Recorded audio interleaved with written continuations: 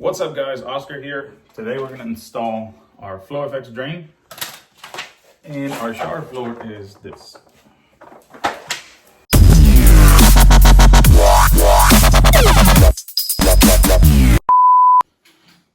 So we have our shower pan with our Hydroband sheet membrane. Right now you can't see the drain because when I install it, I usually just do a little slit. Where is it? Right here, so the air doesn't bubble. But now I'm gonna cut it and then we're gonna get ready to install our penny rounds. All right, so let's cut our sheet membrane at our drain location. Let's be really careful, and at the same time, let's try to use a fresh blade so that we're not pulling on the membrane. But at the same time, let's be really careful not to cut the rest of the membrane. The next step is going to be to get our floor tile, and then we're going to figure out how many spacers we're going to need. Our flofx drain comes with 4 spacers in each box. 3 of them are 1/8 of an inch thick and 1 of them is 1/16. Why do they send you all these spacers? Well, tile thicknesses vary. You could be using tile like I'm using, that's about 1/4 inch thick, or you could be using 1/2 inch thick tile. In that case, you would use all of the spacers together. This is actually a really cool feature by flofx because you don't have to screw anything down. You can just use the spacers as you need. And like I said, there's 3 1/8 of an inch thick and 1 of them is a 1/16.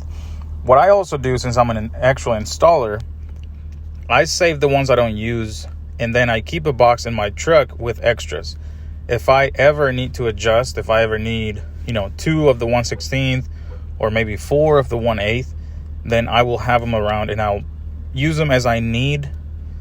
But yeah, if you're only doing the first shower, if you're only doing 1 shower, you're gonna get 4 of the spacers. Our next step is to figure out the cuts around the drain because that's the focal point of any shower. I try to figure out my cuts around the drain first, but then at the same time, the cuts around the shower. This drain has a little bit of a slack. I think it's about 1/4 inch sideways and back and forth, so 1/4 inch all the way around. So you can play with your layout and get the best size cuts possible around your perimeter.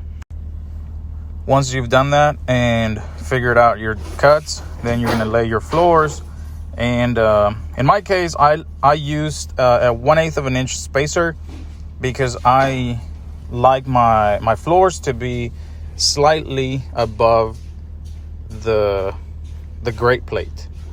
That just makes me feel secure that water's not going to be standing right when it comes to the drain. I've seen that a lot, especially on circular drains where right around the drain, the tile is around the 16th below, and then there's always a little tiny bit of water that sits there and collects until it evaporates or something.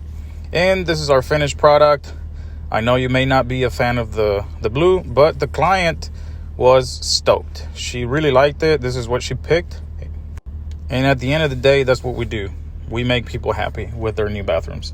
Follow me and subscribe. Hit the notification button, and I'll see you on the next video.